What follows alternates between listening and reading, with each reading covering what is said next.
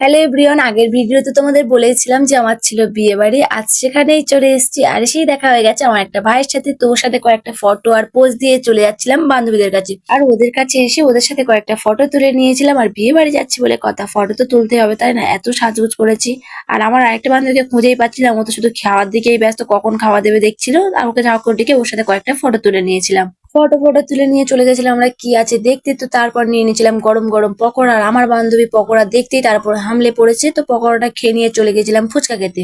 আমরা তিন বান্ধবী গিয়েছিলাম বিয়ে বাড়িতে খেতে, তাই আমরা ভেবেছি যে একটাও কিছু ছাড়বো না, যা আছে সবকিছুই খাবো। ফুচকা খেয়ে নিয়েই নিয়ে নিয়েছিলাম কফি। তো কফিটা খেতে খেতে একটু নাচ দেখছিলাম ধামাকাদার, চলো তোমাদেরকে দেখাই।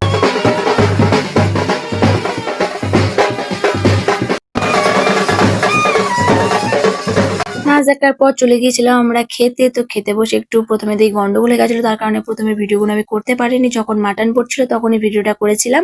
আর প্রথমে অনেক কিছু দিয়েছিল, সেগুলো তোমাদেরকে বলছি। ডাল, আলু ভাজা, মাছ, চিংড়ির মালাইকারি, আর তারপর পড়ে গেছিল মাটন। আর এদিকে আমার মডেল, ও তো মাটন খায় না, তার মনটা একটু খারাপ হয়ে গেছিল, ভেবেছিল আর কিছু নেই। তারপর ওকে চিকেন দিয়ে গেছিল, যারা মটন খায় না তাদের জন্য চিকেন ছিল।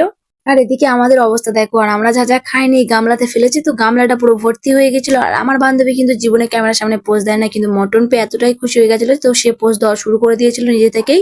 চলো এবার আমিও একটু খেয়ে নিই। আর আমি খাচ্ছিলাম, একটু পোজ দিচ্ছিলাম, কিন্তু আমার মডেল একটুও তাকাচ্ছিল না, কারণ তার পাতে পড়েছিল লেগ পিস, তো সেটাই মন দিয়ে খাচ্ছিল।